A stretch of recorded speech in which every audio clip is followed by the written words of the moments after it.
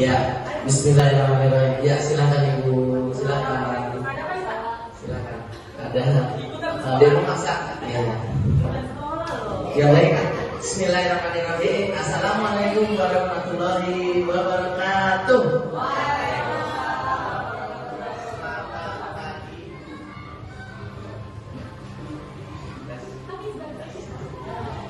Ya, selamat pagi, salam sejahtera untuk kita semua. Yang terhormat Bapak Ibu.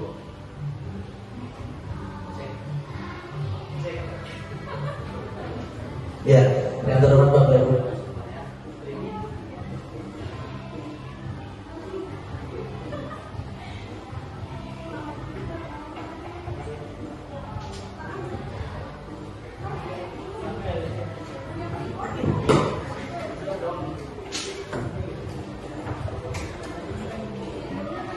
Cek.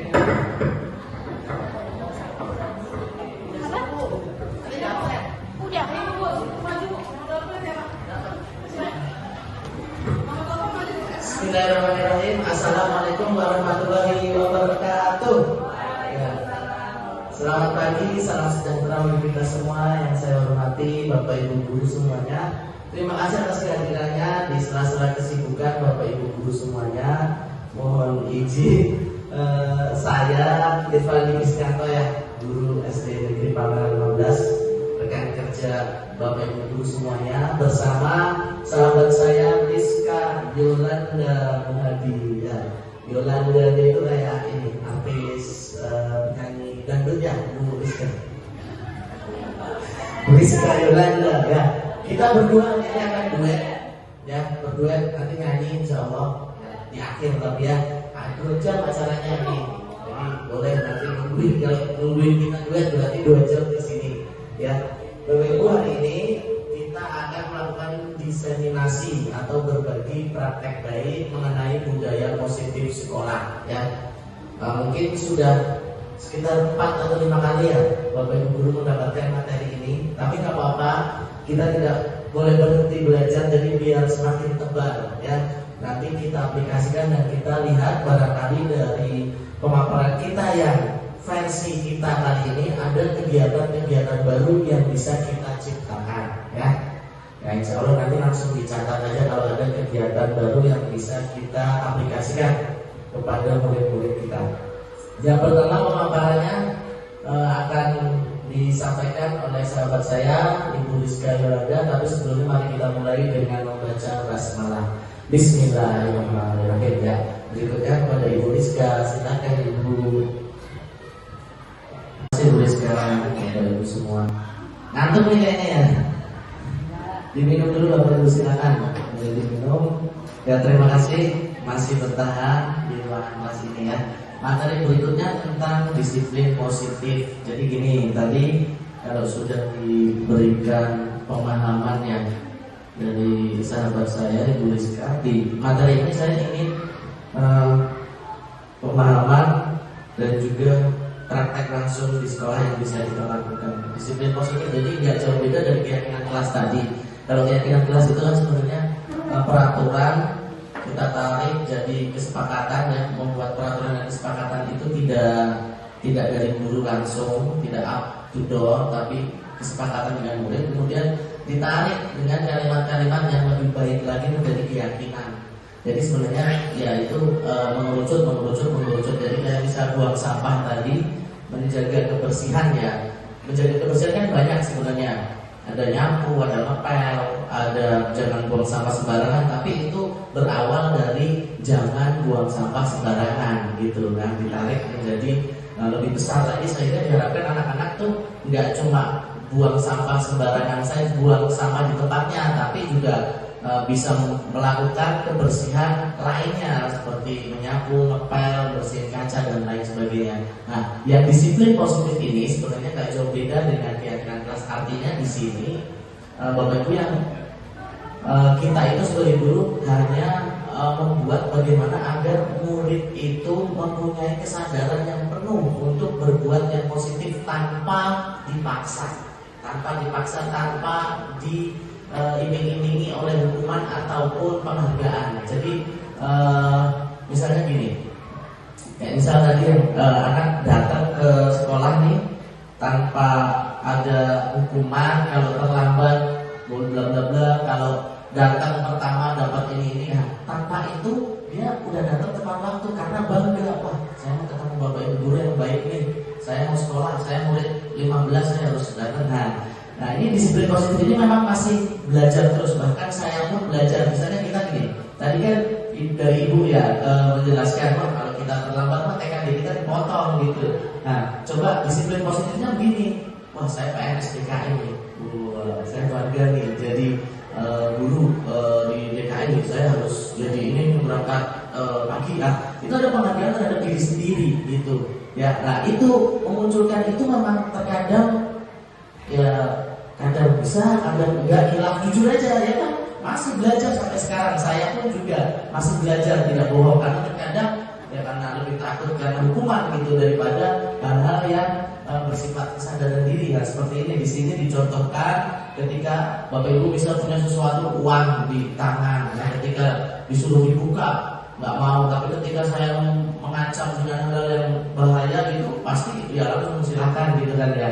Nah bagaimana kita membuat murid-murid kita ini sadar bahwa sikap-sikap yang baik kayak hadir tepat waktu, belajar, mengerjakan PR di rumah dan lain sebagainya itu berasal dari diri sendiri, disiplin. Nah ini memang susah.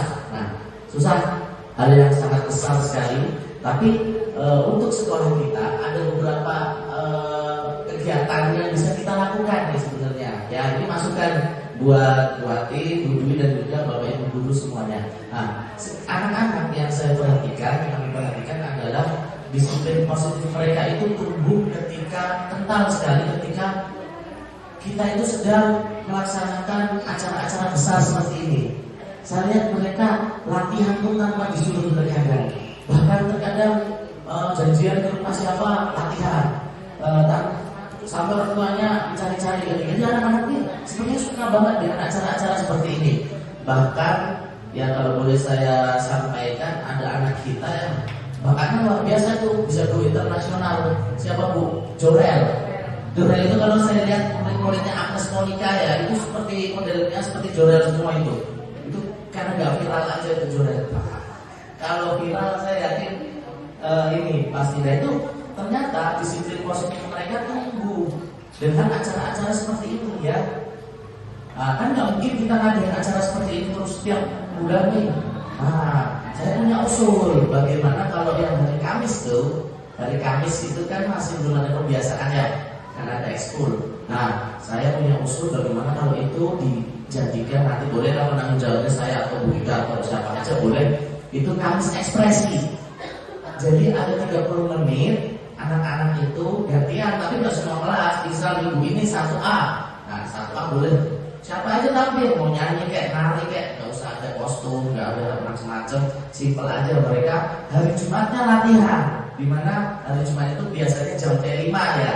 Nah biasanya banyak waktu tuh Jumat latihan, nanti dia Kamis tampil, untuk Kamisnya tampil. Nah itu sepertinya bisa meningkatkan disiplin positif dari murid-murid kita, karena anak-anak itu sepertinya menyukai banget dengan hal-hal yang seperti ini. Saya lihat mereka tanpa dikomandoi bisa tertib, bisa loh ke lapangan latihan sendiri, bukan main bola ya. Biasanya kan ke lapangan main bola. Mereka ada inisiatif bahkan berani minjem sound system dan lain sebagainya. Nah ini menarik sekali kalau Kamis itu dijadikan Kamis ekspresi. Gimana menurut Bapak Ibu tanggapannya? Bu Dwi gimana?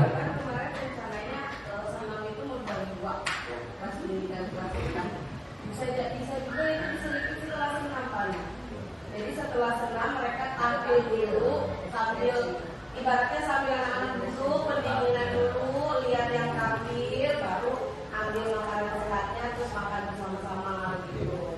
Oke. Jadi tetap rencana untuk memisahkan senam jadi dua waktu itu tetap jalan dengan program yang baru, dengan kebiasaan yang baru itu tetap jalan gitu. Jadi dua-duanya tetap dapat. Iya baik, oke terima kasih, baik, menarik. Gimana Bu Atin? Setuju ya? Bapak Ibu setuju ya? Setuju berarti nanti silakan Bu. tiap minggu sekali tapi hasil karya dari kelas. Contohnya nih kelimanya sampai mana atau kegiatan apa yang diberdayakan di kelas itu. Contoh satu aja ya. Om pianika, yuk pianika lagu apa boleh tampil. Silakan kalau lagu apa atau apa kan ada kegiatan. Jadi anak ini berlomba-lomba untuk menghafal. Iya boleh. Ya, jadi meningkatkan kualitas keiliman juga secara nggak langsung. Oke, berarti setuju ya. Nanti kita atur mungkin hari Selasa atau hari Kamisnya ya sebagai senam diselingi dengan ekspresi seperti itu ya. Itu bagus karena saya lihat disiplin positif di situ tercipta dengan natural kesadaran mereka. Maaf, Bapak Ibu, guru ketika latihan pentas dan lain-lain kan kebanyakan dari orang tua yang terlatih ya. Kita kolaborasi dengan orang tua ya, nggak salah itu benar, bagus ya. Dan tanpa ada campur tangan kita, tapi mereka nurut.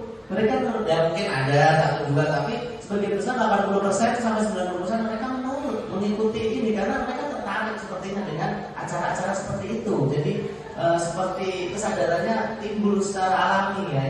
Itu keren tuh kalau misalnya kita fasilitasi baik. Berarti kurang lebih seperti itu ya mengenai disiplin positif. Jadi guru mengontrol murid ini yang masih sering terjadi dan bahkan saya juga masih sering melakukan seperti ini ya. Nah seperti tadi kan belajar dengan keadaan lapangan seperti itu. Saya memberikan masukan kepada mereka, anak-anak, ini kan lapangan kita seperti ini nih, banyak besi-besi, banyak sedang ada tenda, kita besok mau acara kan. Nah bagaimana menurut kalian, kita mau olahraga apa? Karena materinya kan juga sudah habis. Kamu mau apa? Ternyata mereka jawabannya apa Bapak Ibu? Saya pikir mau minta main bola atau enggak. Mereka malah jawabannya ya terserah Pak Andi, kan biasanya Pak Andi. Nah, berarti mereka belum terbiasa Bapak Ibu, belum terbiasa menyampaikan aspirasi mereka biasa dikontrol oleh siapa? Oleh saya. Jadi mereka masih biasa mendapat perintah dari gurunya, terserah mau apa. Lah, sebenarnya itu ya tidak diharapkan dari program guru penggerak ini. Jadi kalau bisa semuanya berasal dari muridnya kita memfasilitasi, kita membenarkan kalau ada yang melenceng, tapi semuanya dari murid. Tapi ternyata saya pun masih belajar menerapkan itu. Jadi murid-murid saya masih kebanyakan tergantung dari gurunya gitu ya. Itu yang seharusnya tidak terjadi ya. Nah ini semua pemanfaatan positif itu efektif dan bermanfaat ya. Intinya seperti keyakinan kelas tadi, kalimat-kalimat positif itu sangat bermanfaat untuk anak-anak karena itu masuk ke otak anak-anak yang sangat dalam ya. Ya ini ya pada intinya dari disiplin positif. Pertama, misalnya dari awal ya realitas atau kebutuhan kita itu sama ya, tapi ternyata kontrolnya bahwa kebutuhan kita itu berbeda, nggak sama ya. Tadi kebutuhan hidup yang disampaikan oleh Ibu Ika, terus kemudian semua orang melihat hal yang sama gitu, padahal kita punya gambaran yang berbeda-beda ya. Terus kemudian kita mencoba mengubah agar orang itu berpandangan sama dengan kita, padahal tidak ya. Orang-orang berbeda pandangannya tentang dunia ini. Terus perilaku buruk dilihat sebagai suatu kesalahan. Nah, semua perilaku memiliki tujuan. Nanti saya jelaskan ini di segitiga restitusi. Kemudian orang lain bisa mengontrol saya gitu. Nah, berarti di sini hanya Anda yang bisa mengontrol diri Anda. Jadi yang mengontrol ya diri kita sendiri. Jadi yang mengontrol murid itu pengennya murid sendiri, bukan guru gitu ya. Di sini saya bisa mengontrol orang lain, tapi di sini Anda tidak bisa mengontrol orang lain. Jadi murid jadi diri sendiri gitu. Kemudian ada kolaborasi dan konsensus menciptakan pilihan-pilihan baru. Terus kemudian model berpikir menang-menang ya. Itu salah satu materi kita hari ini ya, disiplin positif ya. Alhamdulillah kita sepakat mengadakan nanti ya Selasa ekspresi atau Kamis ekspresi ya, untuk meningkatkan disiplin positif anak-anak, karena kita lihat anak-anak sangat antusias ketika ada penampilan-penampilan seperti ini. Sikap-sikap disiplin positif itu terjadi secara alamiah ya. Ya, kemudian ini di materi berikutnya itu adalah 5 posisi kontrol Jadi saya di sini ingin mengajak Bapak Ibu semua untuk merefleksi diri kita masing-masing. Jadi gini, posisi kontrol ini ada macam-macam. Yang pertama, kita lihat video dulu dari ini.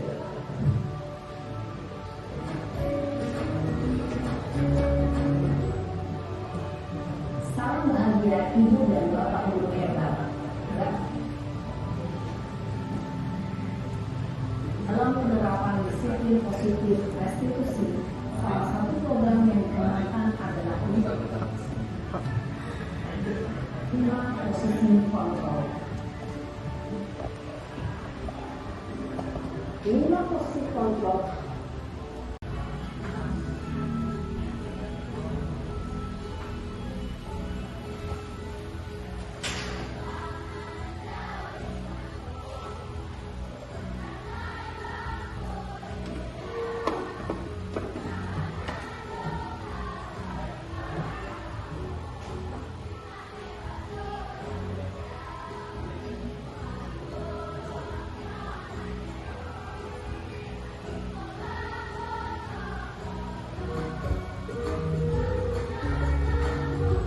yang digunakan oleh daya dosen dan contoh penerapan.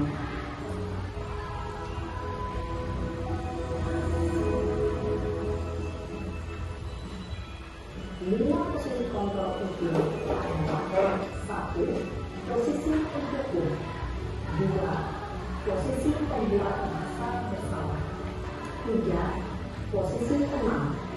4. Posisi pemantau atau monitor. Dan 5. Posisi manajer.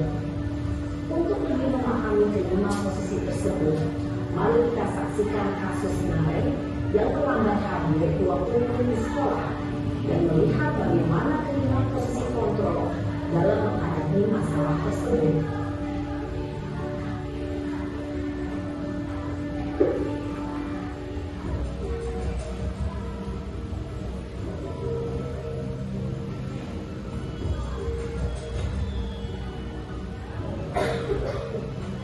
Naren, sini kamu. Selamat pagi Bu. Selalu terlambat. Kamu deh, pasti terlambat. Maaf Bu, saya Apa? Apa coba? Alasan kamu apa lagi? Kapan sih kamu tidak terlambat? Malas sekali ya kamu jadi anak. saya Dasar pemalas. Gak kapok-kapok sih kamu. Sudah berapa kali terlambat? Sana, kamu keliling lapangan basket 2 kali. kenapa saya harus ke lapangan basket Bu? Kenapa? Kamu melawan ibu. Berani-beraninya jawab. Sudah terlambat, masih berani jawab pula. Sekarang, keliling lapangan basket 5 kali sekalian. Biar kapok. Cepat. Pergi sana ke lapangan basket. Posisi pempukung biasanya berbicara dengan nada tinggi, menghardik, menunjuk-nunjuk, menyakiti, dan menyindir. Hukuman bisa berupa fisik maupun psikis. Ibu dan bapak guru hebat, dampak yang terjadi pada murid ketika guru berada pada posisi pempukung adalah murid cenderung akan memberontak, bahkan menyimpan dendam.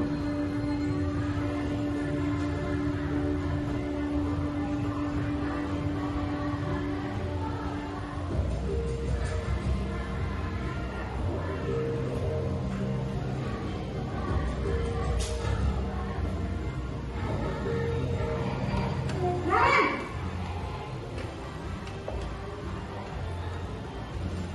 Selamat pagi Bu. Naren. Kamu kenapa terlambat lagi, nak? Ya Tuhan, Naren. Kamu senang ya bikin ibu susah ya? Kalau kamu terlambat lagi, nanti ibu yang ditegur bapak kepala sekolah, nak.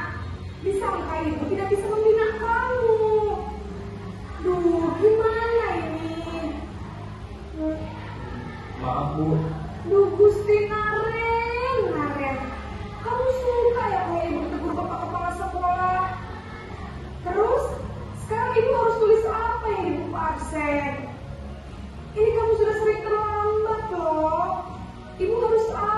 coba?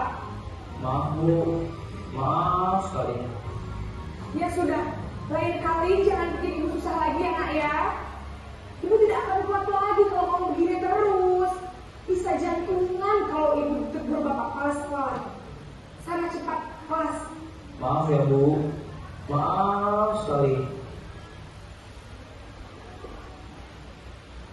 Posisi pembuat rasa bersalah berbicara dengan nada tenang, cenderung lembut. Namun kata-kata yang diutarakan membuat murid merasa menjadi orang yang gagal, memandang buruk dirinya sendiri, merasa tidak berharga, dan tidak sanggup membahagiakan orang lain. Ketika guru mengambil posisi pembuat rasa bersalah, murid akan menganggap dirinya yang bersalah dan ia akan menyimpan emosi negatif tersebut di dalam dirinya.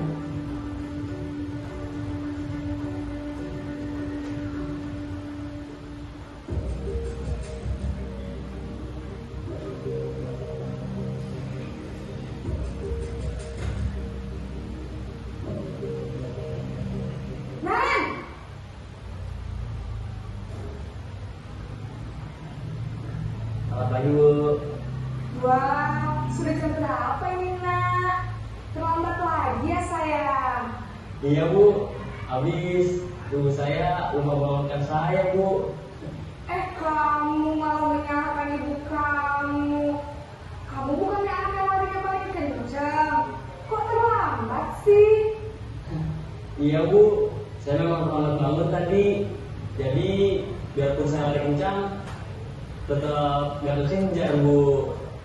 Ya sudah sana mandi, lain kali larinya lebih kencang lagi ya. Biar gak terlambat lagi. Bikin seneng ibu, demi ibu. Bisa kan? Bisa lah Bu. Ya sudah sana masuk kelas. Ibu beresin urusan absen kamu. Kamu ini ada-ada saja. Dalam posisi teman, guru berbicara dengan nada suara ramah, akrab, cenderung bersenda gurau untuk menjaga suasana tetap santai. Murid akan merasa senang, aman, dan akrab dengan guru. Identitas yang tercipta adalah identitas sukses atau berhasil. Namun, perlu diingat, karena ini masih dorongan eksternal, maka ada faktor ketergantungan dari murid kepada orang tertentu. Di sini, guru absennya, sehingga lain waktu, murid bisa berperilaku baik, namun hanya kepada orang-orang tertentu saja.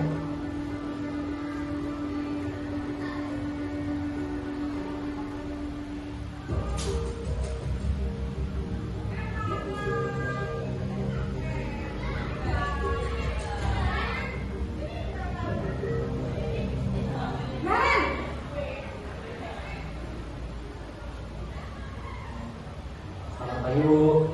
Naren, apa peraturan sekolah kita tentang jam berapa kita harus masuk sekolah, Nak? Kita harus di sekolah jam 7 Bu. Iya betul, sekarang sudah jam 7.20. Naren sudah tahu konsekuensinya jika terlambat hadir.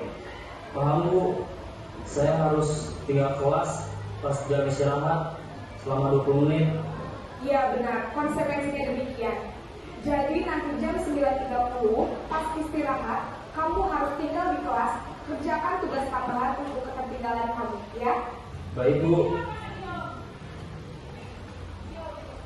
Posisi pemantau mengandalkan penghitungan atau data untuk mengontrol murid. Guru mengarahkan murid berdasarkan peraturan dan konsekuensi. Seorang pemantau menunjukkan bahasa tubuh dan ekspresi wajah yang datar dan cenderung formal.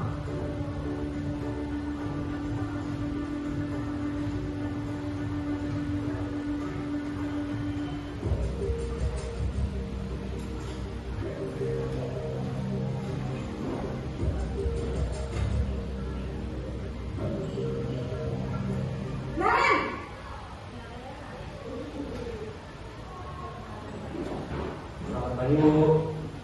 Selamat pagi, Naren. Maaf Bu, saya terlambat. Iya, sekolah masuknya jam 7, sekarang sudah jam 7.20. Jadi sekarang bagaimana ini, Naren? Maaf Bu, saya lupa setel alarm saya semalam. Baiklah, menurut kamu, keyakinan sekolah yang mana yang perlu kamu tingkatkan? Menghargai diri sendiri dan orang lain mungkin ya Bu. Setuju. Jadi, apakah Naren meyakini prinsip saling menghormati tersebut? Iya Bu, saya meyakininya. Apakah Naren bersedia memperbaiki masalah keterlambatan ini? Bersedia Bu. Bagaimana kamu akan memperbaiki masalah keterlambatan ini? Saya akan coba untuk tidak lupa menyetel alarm saya Bu. Baik, kalau Naren mau menerangkan di rumah, ada orang yang kira-kira bisa bantu mengingatkan tidak? Ada Bu, kata saya, Kak Emma. Ada lagi selain Kak Emma? Selain Kak Emma, ada ibu saya. Baik, jadi yang mengingatkan Naren adalah Kak Emma dan ibu kalian. Kira-kira akan mulai start alarm kapan nih, Naren? Setelah pulang sekolah, akan segera saya lakukan. Baik, jadi Naren akan setel alarm untuk bangun besok pagi dan akan diingatkan oleh kakak dan ibu dan Naren. Ada lagi yang perlu dilakukan, Naren? Agar tidak terlambat bangun lagi. Tidak ada Bu. Baik, Naren. Terima kasih untuk kerjasama kamu. Sekarang kamu perlu kembali ke kelas untuk belajar. Baik Bu, terima kasih. Posisi manajer adalah posisi kontrol yang disarankan untuk membimbing murid memiliki sikap disiplin yang positif, yaitu murid yang mandiri, bertanggung jawab, dan dapat memecahkan masalah. Tujuan dari posisi ini adalah agar murid dapat berefleksi atas tindakannya. Guru akan dengan tulus memberikan pertanyaan-pertanyaan bermakna, sehingga membuat murid dapat belajar dari kesalahannya dan mencari sebuah solusi untuk menyelesaikannya. Ibu dan Bapak guru hebat, setelah mengamati adanya kelima posisi kontrol tadi, kira-kira posisi mana yang paling ideal? Posisi mana yang dapat menunjang motivasi prinsip murid? Ya, tentu posisi manajer. Posisi ini memang posisi ideal yang ingin dituju setiap pendidik. Pada posisi inilah, guru dapat menerapkan disiplin positif yang berpihak pada murid, yang memerdekakan murid. Perjalanan seorang pendidik tentunya tidak mudah untuk sampai pada posisi seorang manajer. Namun, tujuan kita pasti, yaitu menciptakan murid-murid yang mandiri, merdeka, dan bertanggung jawab. Semoga penggambaran 5 posisi kontrol yang telah diperlihatkan ini dapat menjadi ajang refleksi bagi kita semua, agar dapat terus mengasah dan menerapkan disiplin positif yang memerdekakan murid. Mari terus berlatih dan bersemangat. Selamat menerapkan. Salam dan bahagia, Ibu dan Bapak Guru hebat.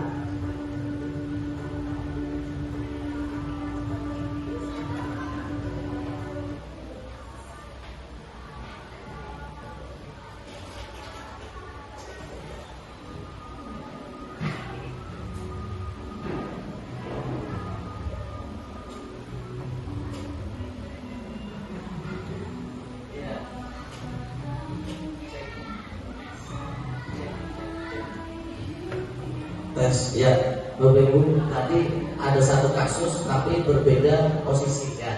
Saya yakin kita sudah mengajar lama ya. Yang pertama dulu, penghukum nih, penghukum. Pernah nggak memposisikan diri seperti ini? Enggak. Kalau saya pernah, selama perjalanan karir saya pernah melakukan ini. Ya, biasanya ketika kesabarannya sudah di ujung, ubun-ubun. Enggak sih, kecil enggak. Paling usap-usap sedikit. Pernah pasti. Biasanya melakukan ini kalau kesalahannya itu udah berkali-kali. Misal terlambat nih, misal ada murid terlambat kakak, atau bisa terlambat lagi, besoknya terlambat lagi. Biasanya udah tuh langsung, ya udah tahu udah langsung aja ya. Nah, menghukum ya. Tapi ternyata efeknya nggak baik ya, nggak baik. Tapi ya ini untuk pembelajaran kita semua gitu ya, refleksi ya, membuat rasa bersalah nih ya. Biasanya kamu nggak kasihan, Pak Andi nanti dimarahin Bu Atin tuh kalau kamu begitu gitu. Nah, ini jujur posisi yang jarang saya lakukan. Nah, gimana Bapak Ibu, pernah nggak melakukan ini Kali ini saya jarang banget memang. Misal, kamu jangan kayak gitu, nanti Bu Dwi marah sama Pak Andi ya. Jarang. Ya biasanya ini melibatkan orang ketiga atau biasanya ini ingin menyentuh perasaan si muridnya gitu. Jadi lebih lembut gitu. Jadi biar mereka itu merasa salah gitu. Ya. Terus yang ketiga, nah ini saya sering teman nih. Saya juga yakin Bapak Ibu sering memposisikan diri sebagai teman. Jadi dengan bahasa yang kenapa dengan santai, dengan biasanya menghadapi murid-murid yang keras kepala, yang keras sifatnya, biasanya kita pakai teknik ini nih, memposisikan diri kayak teman gitu. Kamu kenapa, ada apa, biasanya yang nangis, terus ada masalah keluarga misalnya, ya Bu Isti mendekati biasanya dengan bahasa-bahasa yang seperti teman, jadi halus, tapi sebenarnya memprovokasi untuk melakukan sesuatu hal. Tetap solusinya dari kita, menghukum, membuat merasa bersalah, dan teman ini solusinya dari kita yang menuntun murid. Kamu jangan gitu dong, kamu berpikir kayak gini ya, sekarang kamu kayak gini kan. Itu ya, di guru penggerak itu tidak diinginkan, tidak dianjurkan gitu. Kemudian pemantau, kalau ini sama dengan tadi, tapi ini lebih halus lagi, udah mendekati. Ini juga saya yakin Bapak Ibu guru sering, ya, saya juga sering. Jadi ini sudah menerapkan konsekuensi atau kesepakatan yang sudah dibuat gitu. Nah yang terakhir ini yang diharapkan oleh guru penggerak, Bapak Ibu juga sering melakukan ini. Saya yakin manajer, ya, sebagai guru, sebagai manajer, di mana kita meminta murid ini menyelesaikan masalahnya dengan solusi buatannya sendiri. Tapi biasanya Bapak Ibu dan kita semua melakukan posisi manajer itu untuk masalah-masalah yang berat biasanya. Biasanya kalau sudah berat banget baru kita pelan-pelan ditanya bla bla bla bla gitu ya. Saya yakin Bapak Ibu sering melakukan posisi ini. Nah, inilah yang diinginkan oleh para akademisi, ya, dan juga guru penggerak. Guru itu harusnya seperti ini. Jadi memberikan ruang buat murid untuk menyelesaikan masalahnya sendiri. Ya, kita hanya menuntunnya, membimbingnya. Pilihan solusinya itu ada di murid, gitu ya. Manajer inilah beberapa 5 posisi kontrol, ya. Mari kita refleksi dan semoga untuk masalah-masalah kecil kita bisa juga menggunakan posisi kontrol manager, ya. Ya, ini materi terakhir kita segitiga restitusi. Nah, segitiga restitusi itu apa? Nah, ini ada film lagi, ya. Kita saksikan dulu. พระอาทิตย์ก็ยังตกแล้วก็ขึ้นใหม่ทุกวันเราเองก็ต้องก้าวเดินไปข้างหน้าใช้ความรู้ที่มีทำประโยชน์ให้กับผู้อื่นนี่คือคำพูดของครูที่บอกพวกเราเสมอ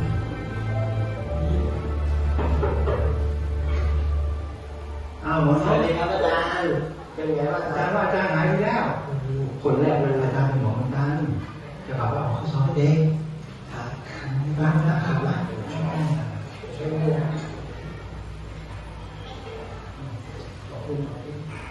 ini Pak Rohit udah tua, ya. Udah,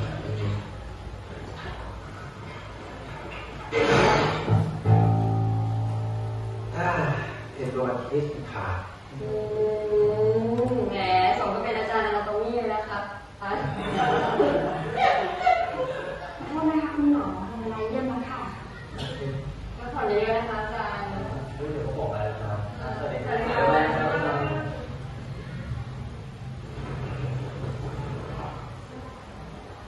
ขอบคุณครับ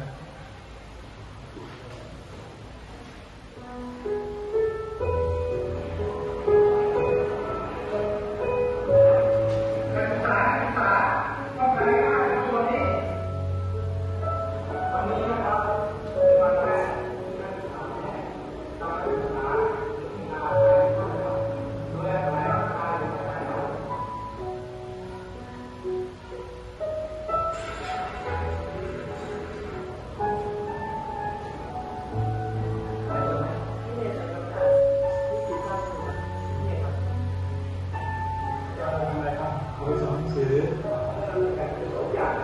คือลูกค้าก็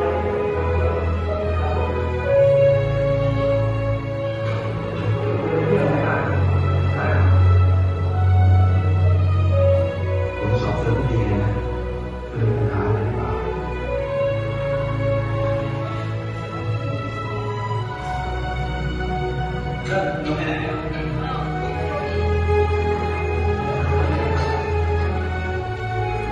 พี่เองเอามา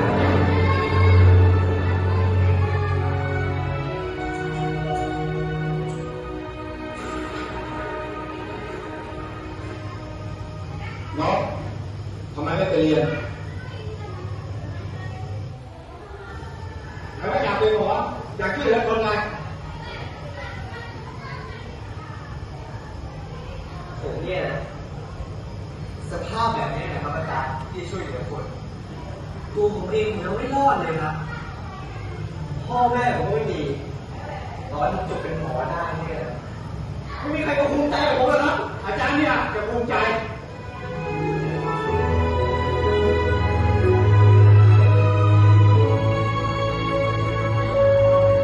นี่เดียวนะ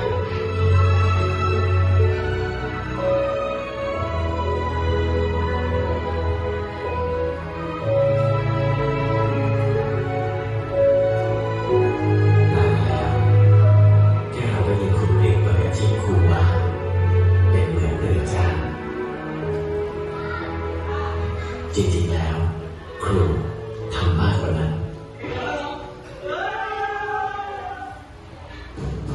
ครูไม่ใช่แค่ส่งเสียงให้เราฟังแต่ยังคอยดึงเราขึ้นมาเมื่อเรา ที่นี่นะคือเป็นทุนเพื่อผมมา เตือนสติให้เดินไปในทางที่ถูก ต้องรู้ของมีโคราชแต่ว่าดี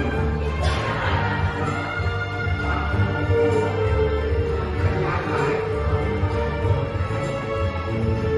เป็นธรรมดา และเป็นความรู้ของท่านด้วยการทำให้เห็นเป็นแบบอย่าง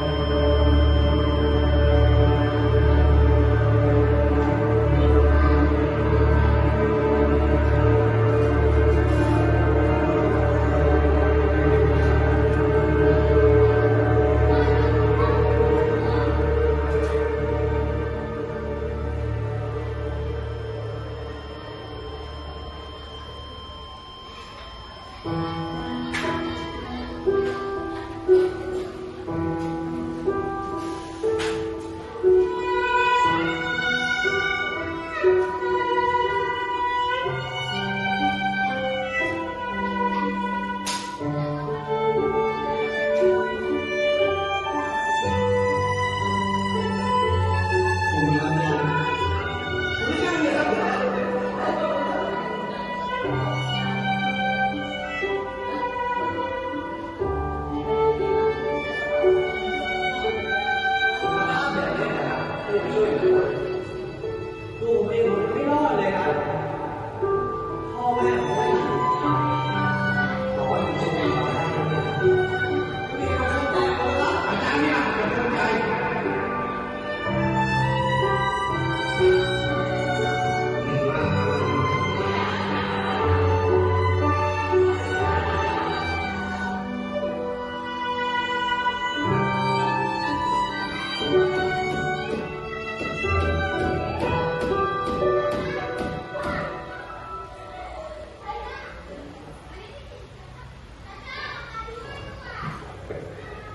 คุณหมอคะ ขอบคุณครับ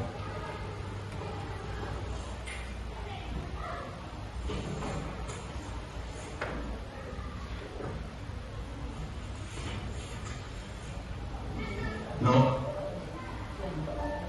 เมื่อจดหมายฉบับนี้ที่ถึงมือนกครูคงจากไปแล้วและนั่นทำให้ครูบอกนกได้ว่า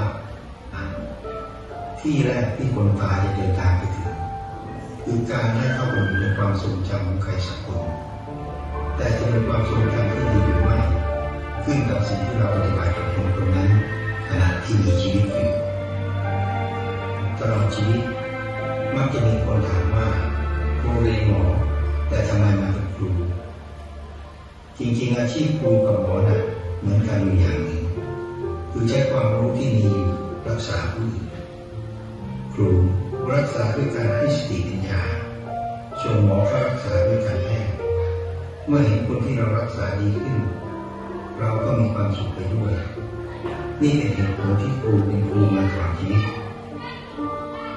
และแม้ไม่มีลมหายใจ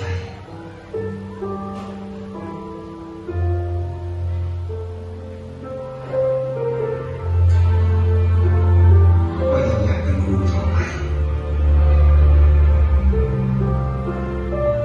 ฝากหมอด้วยนะ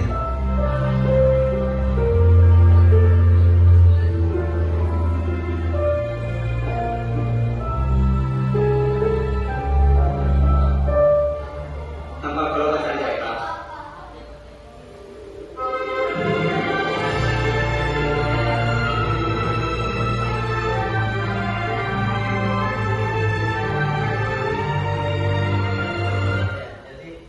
Sampai meninggal dia ini tetap ingin jadi guru, jadi tadi buat belajar para murid-muridnya ininya ya apa namanya jasadnya gitu. Jadi segitiga restitusi itu kurang lebih seperti ini Bapak Ibu.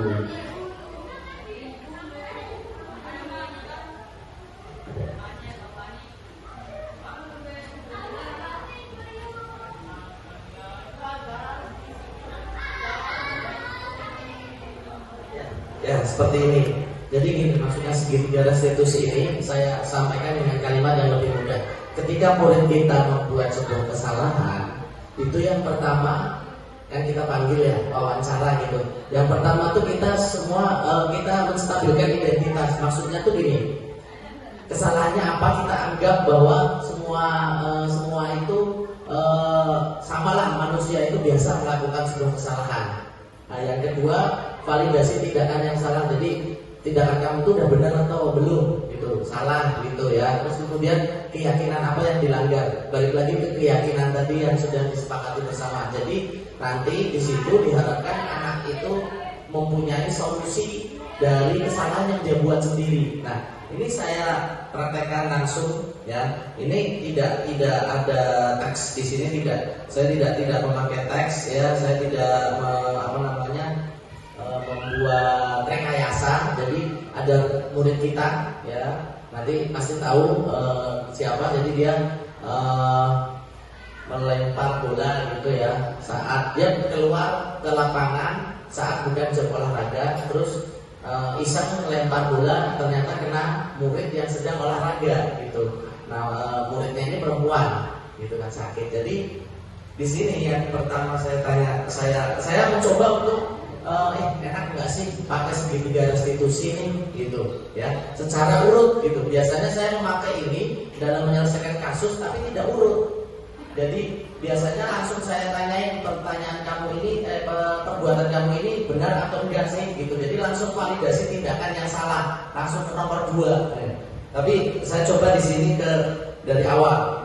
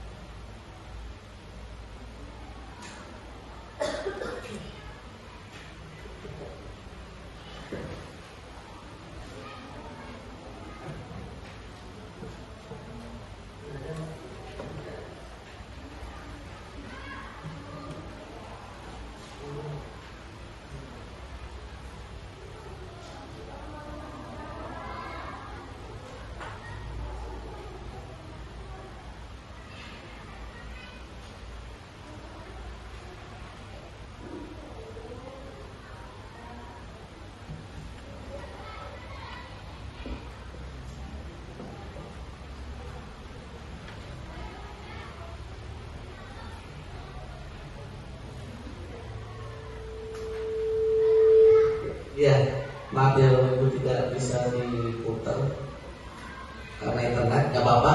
Jadi intinya gini, ketika murid itu datang, nah ini yang harus hati-hati dalam segitiga restitusi adalah nomor 1. Jadi menstabilkan identitas. Jadi kalimat yang akan keluar biasanya, kamu tadi melakukan pelanggaran ya, gitu. Seperti ini, ya Pak. Nah, nanti guru itu disarankan untuk mengatakan, ya wajar, Bapak juga pernah, atau ya wajar semua orang sama kok pernah melakukan sebuah kesalahan. Nah, itu hati-hati dengan kalimat, ya Bapak juga pernah melakukan hal itu dulu pas sekolah. Nanti itu bisa jadi omongan tuh kalau keluar tuh. Misalkan, Pak Robin pernah dong bolos pas sekolahnya lah.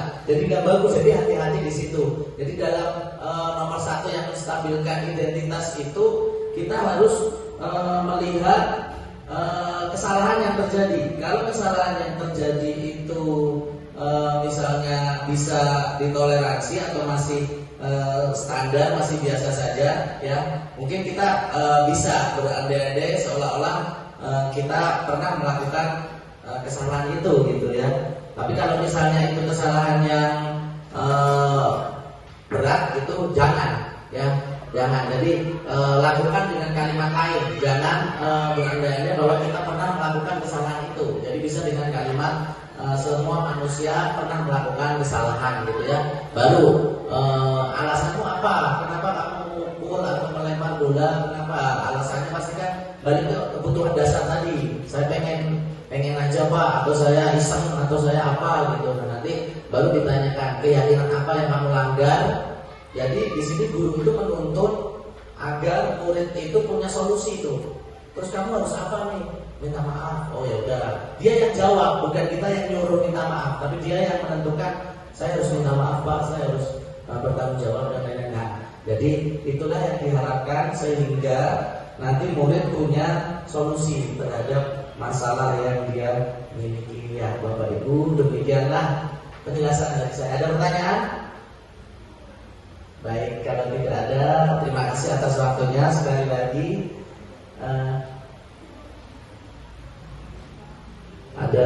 Terima kasih atas waktunya. Semoga yang kita lakukan bisa mengembangkan sekolah ini lebih maju dan membuat kita menjadi guru yang lebih baik lagi. Terima kasih, saya dan Ibu Ika mengucapkan banyak terima kasih. Wabillahi taufiq wal hidayah. Wassalamualaikum warahmatullahi wabarakatuh. Selamat siang semuanya.